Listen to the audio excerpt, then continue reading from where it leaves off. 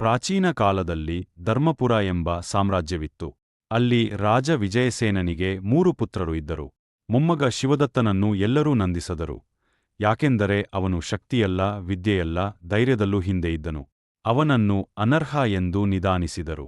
ಸಹೋದರರು ಅವನನ್ನು ಅಣಕ ಮಾಡುತ್ತಿದ್ದರೆ, ಪ್ರಜೆಗಳು ಅವನ ರಾಜಕುಮಾರತ್ವವನ್ನು ಪ್ರಶ್ನಿಸುತ್ತಿದ್ದರು. ಒಂದು ದಿನ ರಾಜ್ಯದ ಮೇಲೆ ಮರಣಾಂತಿಕ ಶತ್ರು ಆಕ್ರಮಣ ನಡೆಸಿದನು. ಸಹೋದರರು ಹೋರಾಡದೆ ಓಡಿದರು.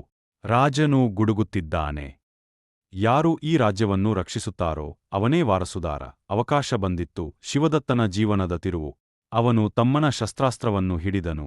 ಗುರುಗಳ ಆಶೀರ್ವಾದ ಪಡೆದು ಯುದ್ಧಭೂಮಿಗೆ ಪ್ರವೇಶಿಸಿದನು.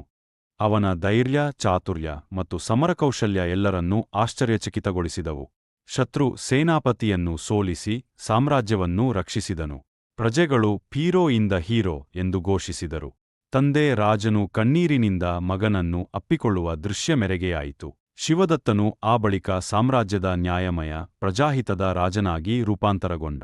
ಅವನ ಯಾತ್ರೆ ನಮಗೆ ನೆನಪಿಸುವುದು: ಯೋಗ್ಯತೆಯ ಗಾತ್ರವನ್ನು ಹೊರತೆಯೂ ಅಳೆಯಲಾರದು.